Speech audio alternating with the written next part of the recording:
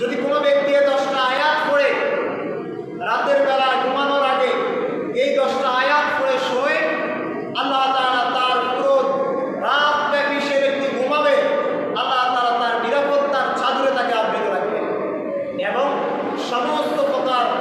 বদদিন হতে, খারাপ নজর থেকে, জিন শয়তান থেকে আল্লাহ তাআলা তাকে হেফাজত করবেন। সবাই তো হাজির, আসুন আমরা সূরা